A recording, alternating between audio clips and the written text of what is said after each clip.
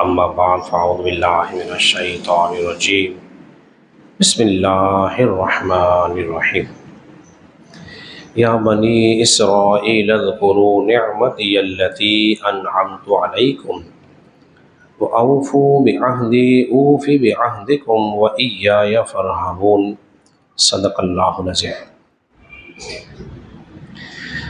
حضرات محترم،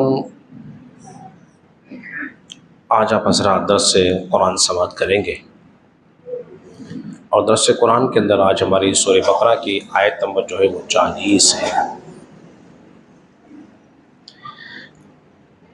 اللہ رب العزت نے اس میں شاہ فرمایا یا بنی اسرائیل اذکروا نعمتی التی انعمت علیکم، اے آل یعقوب یاد کرو میرا وہ احسان جو میں نے تم پر کیا تھا۔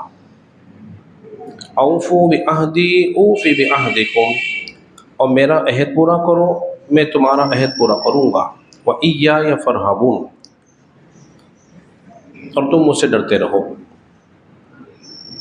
حضرات محترم ذرا توجہ فرمائیے، اس سے پہلے جتنی آیت کریمہ گزری ہیں اور اب سے لے کر 150 آیات تک بنی اسرائیل کے عروج اور زوال کا تذکرہ ملتا ہے۔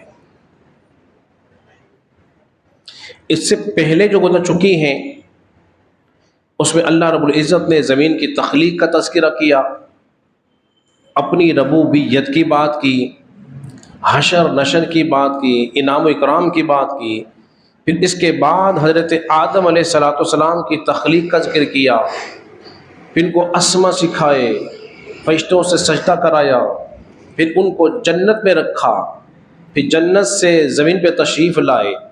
اس کا تمام کا تذکرہ آپ حضرات سماعت کر چکے ہیں۔ اب کہا جا رہا ہے ایک قومی بنی اسرائیل، اللہ کے انعام یاد کرو، اللہ کے احسان یاد کرو جو اس نے تم پر کیے تھے۔ اسرائیل جو لفظ ہے یہ عبرانی زبان کا لفظ ہے، اور اس کے معنی ہے اللہ کا بندہ، برگزیدہ بندہ، اور اسرائیل لقب ہے حضرت یعقوب علیہ السلام کا۔ اسرائیل لقب ہے حضرت یعقوب علیہ السلام کا لقب ہے۔ فرمایا جا رہا ہے اے آل یعقوب میری ان نعمتوں کو یاد کرو۔ وہ کون سی نعمتیں ہیں جس کو خاص کر کے یاد کیا جا رہا ہے؟ حالانکہ اللہ کی تو اتنی نعمتیں ہیں جن کو شمار نہیں ہو سکتا۔ وَإِن تُعُدُّوا نِعْمَةَ اللَّهِ لَا تُحْصُوهَا، اگر تم اللہ کی نعمتوں کو شمار کرنا چاہو تو شمار نہیں کر سکتے، گن نہیں سکتے، اتنی اللہ کی نعمتیں ہیں۔ لیکن ان تمام نعمتوں میں سے خاص کر کے کہا جا رہا ہے اے بنی اسرائیل میری نعمتوں کو یاد کرو۔ وہ کون سی نعمت تھی؟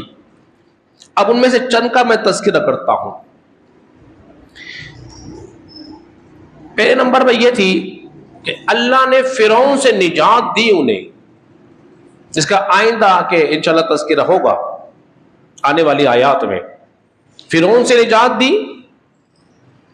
فرعون کو دریا میں سمندر میں غرق کر دیا، تمہارے لیے رب کائنات نے راستے بنائے، بڑا احسان تھا رب کا۔ اور پھر اس نے تمہارے لیے بادلوں کو سائبان بنا دیا، جہاں پہاڑ نہیں تھے صرف دھوپ ہی دھوپ تھی، مگر اللہ نے بادلوں کو بھیجا تاکہ تمہارے اوپر سایہ رہے۔ کتنی بڑی نعمت تھی۔ پھر جہاں کھانے پینے کی اشیاء نہیں تھی تمہارے پاس، تم بھٹک رہے تھے، اس وادی طیہ میں میدان میں اللہ نے من سلوہ نازل کیا آسمان سے، بہت بڑی نعمت تھی۔ تو اللہ فرما رہا ہے میری تو ان نعمتوں کو یاد کرو۔ اور پھر دیکھو میں نے تم پر توریت نازل کی ہے، توریت نازل کی، ایک عظیم کتاب نازل کی ہے، اور پھر اس تمہاری نسلوں سے انبیاء آئے ہیں۔ پھر توریت کے اندر صفات مصطفیٰ ہے، تو صفات مصطفیٰ کو تو یاد کرو۔ اب جس پر احسان ہو اس کو احسان ماننا چاہیے کہ نہیں ماننا چاہیے؟ جی ماننا چاہیے۔ اچھا یہ احسان جو ماننا چاہیے، اللہ نعمت دینے کے بعد فرما رہا ہے تو میری نعمت کو یاد کرو۔ اس کی کیا حکمت ہے؟ اس کی حکمت اگر آپ نے سمجھ لی، یقین کرو آپ کی زندگی آسان ہو جائے گی، زندگی آسان ہو جائے گی۔ آسان زندگی کا نسخہ بتا رہا ہوں، وہ کیا ہے؟ دیکھیے، جب انسان پر کس کا احسان ہوتا ہے، فرض کر لیجئے کوئی شخص آپ پر احسان کر دے، آپ کی مشکل میں کام آ جائے، آپ کے برے وقت میں کام آئے، مجھے سچ بتائیے، مسجد میں بیٹھے ہو، اللہ کے گھر میں بیٹھے ہوئے ہو، کیا تم اس کی مخالفت کرو گے؟ بولیے، ارے زور سے بول دیجیے، نہیں کریں گے۔ کیوں نہیں کرو گے؟ اس لیے اس نے احسان کیا ہے، برے وقت میں کام آیا ہے، میری مشکل آسان کر دی ہے۔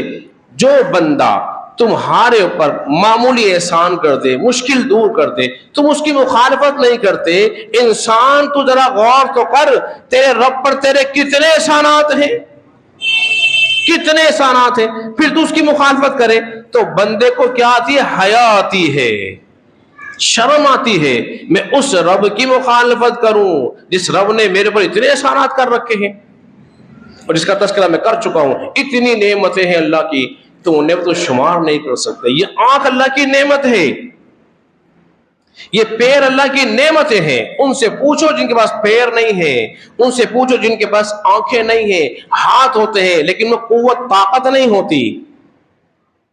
احسان ہے اللہ کا۔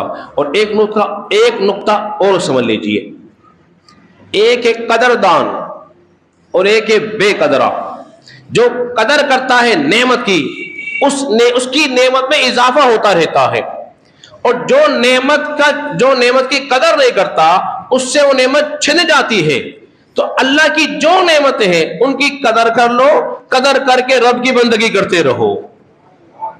زور سے بول دیجئے نا، اس کی بندگی کرتے رہو، اس کی مخالفت نہیں کرو، ورنہ ہوگا کیا؟ نعمتیں کم ہو جائیں گی، نعمتیں چھن جائیں گی۔ تو اس لیے فرمایا جا رہا ہے، یا بنی اسرائیل اذکروا نعمتی التی انعمت علیکم، تم اے قوم بنی اسرائیل میرا احسان یاد کرو جو میں نے تم پر کیا تھا۔ اب فرمایا جا رہا ہے، وَأَوْفُوا بِعَهْدِي أُوفِ بِعَهْدِكُمْ، تم میرا عہد پورا کرو میں تمہارا عہد پورا کروں گا۔ تم میرا عہد پورا کرو میں تمہارا عہد پورا کروں گا۔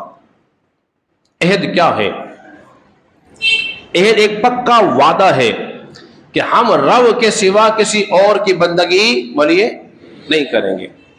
اور آسان کر دوں، بہت آسان، یوں سمجھ لو، سادے لفظوں میں یوں سمجھ لیجئے کہ تم میری مان لو میں تمہاری مان لوں گا، تم میری مان لو میں تمہاری مان لوں گا۔ حالانکہ اللہ پر کوئی چیز واجب نہیں ہے، اللہ پر کوئی چیز بولیے واجب نہیں ہے، مگر اس کے باوجود اس نے معاملہ برابر کا کیا ہے۔ تم میرا عہد پورا کرو میں تمہارا عہد پورا کروں گا۔ عہد کیا تھا؟ عہد کے بارے میں مختلف قول ہیں، میں ان میں سے ایک پیش کرتا ہوں وقت کے پیش نظر۔ اللہ نے بنی اسرائیل سے جو عہد لیا تھا وہ عہد بہت ہی کام کا ہے۔ اللہ نے فرمایا تھا، سورہ یہ ہے مائدہ ہے اور اس کی آیت نمبر جو ہے وہ 12 ہے۔ اللہ نے فرمایا، وَلَقَدْ أَخَذَ اللَّهُ مِيثَاقَ بَنِي إِسْرَائِيلَ، اور بے شک اللہ نے بنی اسرائیل سے عہد لیا، وَبَعَثْنَا مِنْهُمُ اثْنَيْ عَشَرَ نَقِيبًا، اور ہم نے ان میں 12 سردار قائم کیے۔ وَقَالَ اللَّهُ إِنِّي مَعَكُمْ، اللہ نے فرمایا بے شک میں تمہارے ساتھ ہوں۔ لَإِنْ أَقَمْتُمُ الصَّلَاةَ وَآتَيْتُمُ الزَّكَاةَ وَآمَنْتُمْ بِرَسُولِي، اور تم نماز قائم رکھو، زکوٰۃ دو اور ایمان لاؤ میرے رسولوں پر، وَعَزَّرْتُمُوهُمْ، اور ان کی تعظیم کرو، وَأَقْرَضْتُمُ اللَّهُ قَرْضًا حَسَنًا، اور اللہ کو قرض حسنہ دو، لَأُكَفِّرَنَّ عَنْكُمْ سَيِّئَاتِكُمْ، اور جس نے ایسا کیا پھر اس کے گناہ میں اتار دوں گا، وَلَأُدْخِلَنَّهُمْ جَنَّاتٍ تَجْرِي مِن تَحْتِهَا الْأَنْهَارُ، اور اس کو میں جنت میں داخل کروں گا جس کے نیچے سے نہریں بہ رہی ہے۔ فَمَنْ كَفَرَ بَعْدَ ذَلِكَ مِنْكُمْ، اور پھر جس نے اس میں سے کفر کیا، انکار کیا، فَقَدْ ضَلَّ سَوَاءَ السَّبِيلِ، پھر تو وہ سیدھی راہ سے بھٹکا ہوا ہے۔ عہد کیا بھی لیے؟ آیت کریمہ آپ نے سن لی، کیا عہد لیا تھا؟ عہد یہ لیا اللہ نے، ہم نے تم میں 12 سردار قائم کیے ہیں، تم نماز قائم کرو، زکوٰۃ دو۔ بظاہر تو ایک بنی اسرائیل سے تھا، لیکن نماز ہم بھی پڑھتے ہیں۔ کیا فرمایا جا رہا ہے؟ تم نماز قائم رکھو، زکوٰۃ دو، مجھ پہ ایمان لاؤ، رسولوں پہ ایمان لاؤ، اور ان کی تعظیم کرو، قرض حسنہ دو، رائے خدا میں مال خرچ کرو۔ جس نے ایسا کیا، جس نے ایسا کیا تو پھر ہوگا کیا؟ میں اس کے گناہوں کو مٹا دوں گا، گناہوں کو مٹا دوں گا۔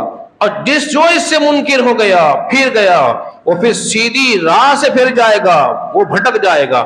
تو حضرات محترم، معلوم کیا ہو رہا ہے اس سارے درس قرآن سے؟ کہ جو باتیں اللہ نے مسلمانوں کو دی ہے، حکم دیا ہے عمل کرنے کے لیے، ان پر عمل کرو۔ جب انسان عمل کرے گا تو اللہ تبارک و تعالیٰ اس کے بدلے اللہ نے جو وعدہ کر رکھا ہے بندوں سے، اس وعدے کو پورا فرما دے گا۔ اللہ رب العزت کی بارگاہ میں دعا کرے، خالق کائنات ہم سب کو سمجھنے اور عمل پیرا ہونے کی توفیق عطا فرمائے۔